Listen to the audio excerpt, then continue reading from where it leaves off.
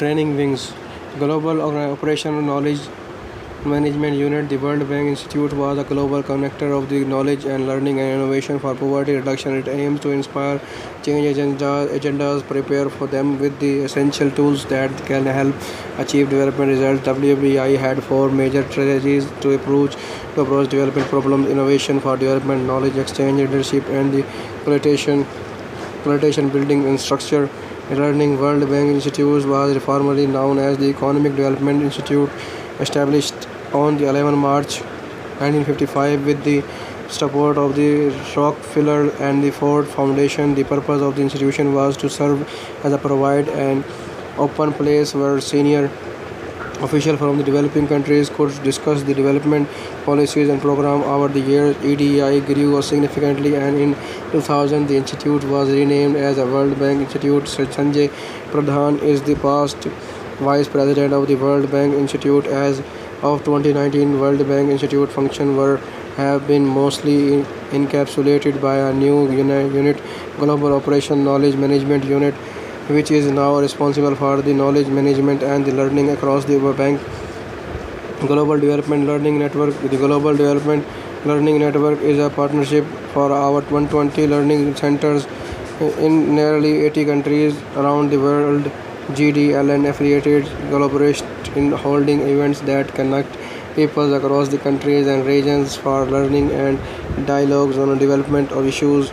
GDLN clients are typically NGOs, governments, provides sectors and development agencies who find that they work better together on sub-regional, regional or global development issues using the facilities and tools offered by the GDLN affiliates. The client also benefits from the ability of the affiliates to help them choose and apply these tools effectively, and the tap development practitioners and experts worldwide. GDLN affiliates facilitate around 1,000 video conference based activities a year on behalf of their client, reaching some 90,000 people worldwide. Most of these activities bring together participants in two or more countries over a series of sessions. Of the majority of GDLN activities are organized by the small groups, government agencies and NGOs.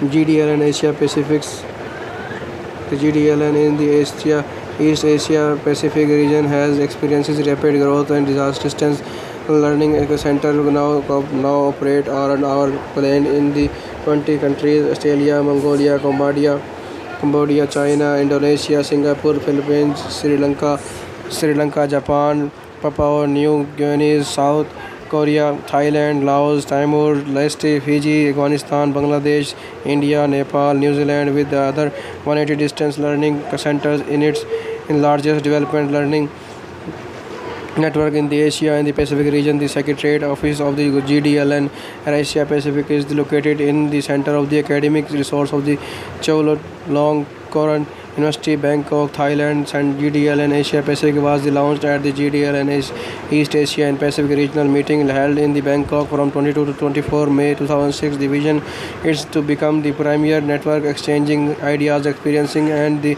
know-how across the Asia Pacific region. GDLN Asia Pacific is separate entirely to the World Bank. It has endorsed its own charter and business plan, and in accordance with the charter and GDLN Asia Pacific Governing Committee has been appointed.